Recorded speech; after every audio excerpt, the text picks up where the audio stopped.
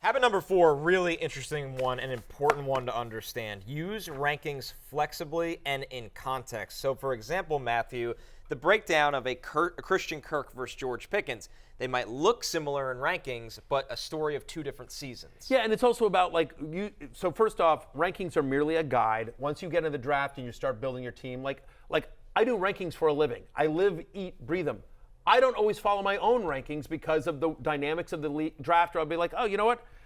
It says I should take a quarterback here, but honestly, the 3 guys that are picking after me, they all have quarterbacks. They're not doing it. I can wait another round because it's going to come back around on all the guys that I want. Or you sort of look at different tiers and you're like, there's only 4 guys until I pick next, and there's 6 wide receivers in the same tier. I'm good with whoever comes back to me. Like, again, so rankings are fluid, but specifically Kirk versus George Pickens, I think this is a very good example, right?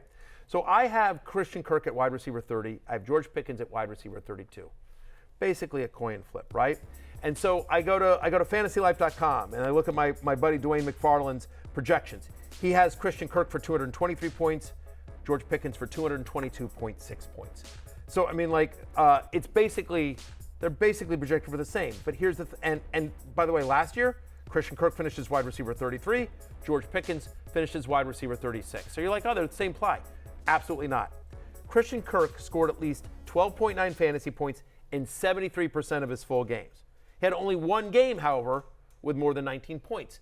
Christian Kirk was a floor play, consistent production, basically week in, week out, averaged about, 13 fantasy points per game. Meanwhile, George Pickens, he scored below 10 points in almost 60% of his games. He had single-digit fantasy points in 59% of his games. However, Pickens also had 4 different games with 20 or more points, including games he had a 35-point game, he had a 28-point game, and so you look at that, and my point is that they're basically the exact same player from a end of the season projection in terms of also what they did last year in terms of total fantasy points. But as you construct your roster and you're at that point in the draft, do I want upside? Do I want a guy that's going to boom or bust? Or do I want a guy that's going to basically give me this kind of production? And that suddenly depends on what the rest of your wide receiver room looks like. If you already have 3 or 4 guys that you feel really good about, you're like, oh, let me just take a shot on George Pickens, who might break out as being the only guy in Pittsburgh and another year there, and maybe eventually gets a connection with Russell Wilson or Justin Fields.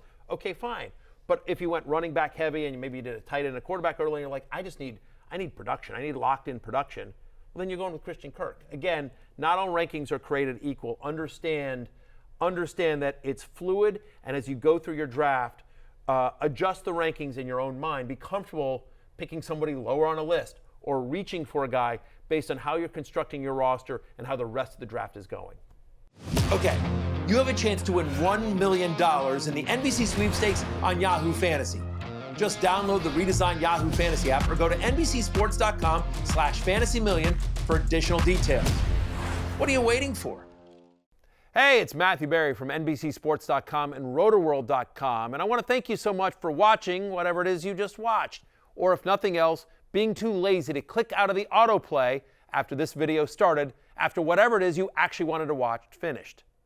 But now that you're here, I'd like to take a moment here to ask you respectfully now, okay? I'm asking you respectfully to subscribe to the NFL on NBC YouTube channel.